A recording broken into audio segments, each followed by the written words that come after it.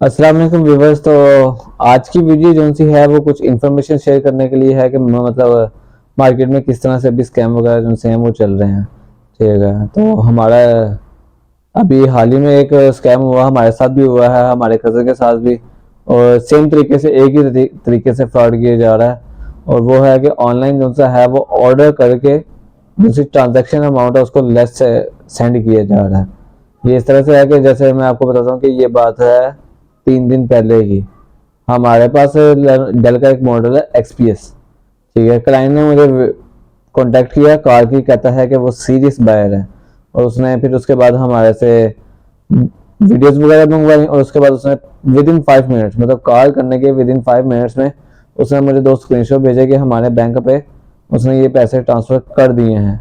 अब स्क्रीनशॉट हमें भेज दिए, हम लैपटॉप को रेडी करना शुरू हो गए। हमारे शॉप ओनर जो से हैं रोहान चौधरी रोहान साहब, वो भी अवेलेबल नहीं थे। ठीक है, तो उसने क्या किया है कि दोनों ट्रांजैक्शन जो सी है, मतलब एक उसने अपने जैस कैश अकाउंट से, एक अपने इजी पैसा अकाउंट से हमारे बैंक में ट्रांसफर किया। एक रुपया। लैपटॉप कितने का है? 91,000 का। ट्रांसफर उसने कितना किया है? दोनों अकाउंट से एक रुपया हमारे बैंक में ट्रांसफर किया है। और उसके बाद उसने उन्हीं फोटोज को एडिट करके एक पे 50,000 की पेमेंट लिखी है, एक पे 42,000 की पेमेंट लिखी है। और वो कहता है कि एज सुन एज पॉसिबल मुझे टीसीएस करवा दो या किसी कार्गो सर्विस से ये लैपटॉप भिजवा दो, मुझे अर्जेंटली चाहिए।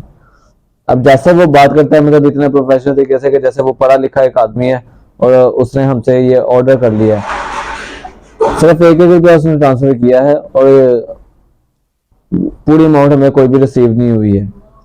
अब जैसे ही हमें पता लगा कि हमारे साथ ये चीज हो रही है, तो हमने उसको कहा कि सिर्फ हमें एक रुपया ट्रांसफर हुआ, तो उसने वो अपने स्क्रीनशॉट को डिलीट किया। जिन दो नंबर से जैज कैश और इजी पैसा उसने ट्रांसफर किया है, वो दोनों नंबर उसके बंद जा रहे हैं। और जो उसका व्हाट्सएप नंबर है वो भी बंद है, सिर्फ व्हाट्सएप पे वो ऑनलाइन रहता है। इसके अलावा ये तो हमारे साथ परसों हुआ, फिर हमारे जो शॉप के ओनर है साहब भाई, कल उनके साथ भी ऐसा हुआ। उन्हें भी उसी नंबर से, एग्जैक्ट उसी नंबर से व्हाट्सएप और दोनों से एक रुपए की ट्रांजेक्शन उन्हें आई है।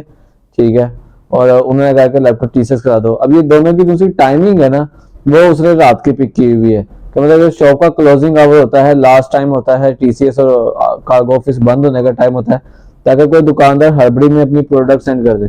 अब ये चीज मेरे साथ हो रही है, आपके साथ भी हो सकती है। तो हमने तो सिर्फ इंफॉर्मेशन वीडियो शेयर की है कि मार्केट में इस तरह किया जा रहा है। अगर लेट्स से कि मैं इधर बैठा हुआ हूँ, मैं शॉप पे लैपटॉप सेल कर रहा हूँ, मेरे सामने एक बंदा आके बैठता है और वो मुझे एक ट्रांजैक्शन पैसे सेंड कर रहा है। सेंड करके उसने मुझे अपने मोबाइल पे स्क्रीनशॉट दिखाया है। विद इन अ सेकंड मुझे अगर ऊपर से नोटिफिकेशन आया, मैं उस नोटिफिकेशन खोल के ना देखूं कि एक रुपया सिर्फ ट्रांसफर हुआ है, तो इसमें कोई भी स्कैम हो सकता है। ऑन स्पॉट भी इस तरह से स्कैम किया जा रहा है। मतलब मार्केट में अब वो सॉफ्टवेयर इतने अवेलेबल हो गए हैं, जैसे जैज कैश और इजी पैसा की duplicate 40 with in a second बनाकर दे देता है कि इतने की ट्रांजैक्शन हुई है, जबकि वो ट्रांजैक्शन नहीं हुई। तो स्क्रीनशॉट वगैरह पे आपने बिलीव नहीं करना। आपने देखना है कि अगर आपके बैंक में पैसे आ गए हैं तो ठीक है, अगर जैज कैश से पैसे रिसीव कर रहे हैं तो आपने इस चीज का भी ख्याल रखना है कि देखें कि आधे घंटे तक वो पेमेंट आपके पास है या नहीं है। जैज कैश में अभी भी कैंसिल करने का ऑप्शन अवेलेबल है आधे घंटे तक। तो इन सारी चीजों से बच के रहना है, क्योंकि अगर आप इस स्कैम में फंस जाते हैं, लेट से आपने अपनी प्रोडक्ट भेज दी है, ठीक है, और आपको जो से पैसे हैं वो नहीं रिसीव हुए हैं, तो वो बाद में जो सा है ये ऑनलाइन स्कैम में आता है। आप पुलिस में एफआईआर नहीं कर सकते इस चीज की। पुलिस वाले कहते हैं कि इसकी एफआईआर एफआईए के ऑफिस में होगी।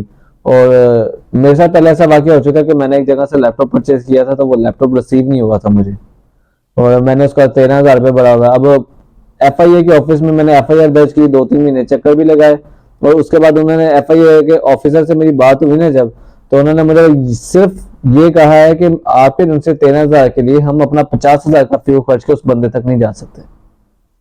मतलब अब उस बंदे ने एक खाली मुझे तो नहीं स्कैम किया होगा, बड़े बंदे को किया होगा। जैसे ये बंदा है, इसने इधर भी स्कैम किया है, ये उधर भी स्कैम कर रहा है, तो मतलब मल्टीपल जगह पे स्कैम होता है।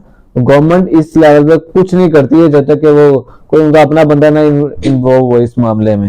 मतलब अपने बंदों के लिए चीजें रिकवर होती है, मोबाइल फोन चोरी होना, ये सारे स्कैम आम है। तो गवर्नमेंट से आपको कोई उम्मीद नहीं रखनी चाहिए, फालतू है, 100% फालतू है, ये मेरा एक्सपीरियंस कहता है। तो आपने अपने आप की सेफ्टी खुद देखनी है, और कोई भी सेलिंग परचेजिंग कर रहे हैं तो कैश की ट्रांजैक्शन जब तक कंफर्म ना हो तब तक आपने कोई चीज नहीं डन करनी है। अगर आप किसी बाहर से लैपटॉप मंगवा रहे हैं, किसी दुकानदार से मंगवा रहे हैं तो वो बेहतर है। और अगर लेट्स से कोई दुकानदार नहीं है, उसकी कोई फिजिकल शॉप नहीं है, कोई घर से बैठ के सेल कर रहा है, तो दूसरे शहर से उसको मंगवाना अवॉइड करें।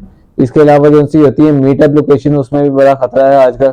हमारे पास ऐसे ऐसे कस्टमर आए जिन्होंने अपने वाकई शेयर किए कि उन्होंने लैपटॉप परचेज करने गए थे किसी के पास और वहां पे रास्ते में लूट गए हैं। और वो इसी तरह से है कि जो सा सेलर है वो इसमें इन्वॉल्व होता है।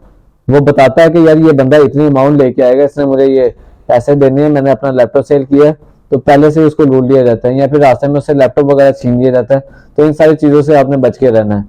तो आज की वीडियो को हम यहीं पे खत्म करते हैं। अपनी इंफॉर्मेशन जो सी है हमने शेयर कर दी है, तो आप आगाही हासिल करें।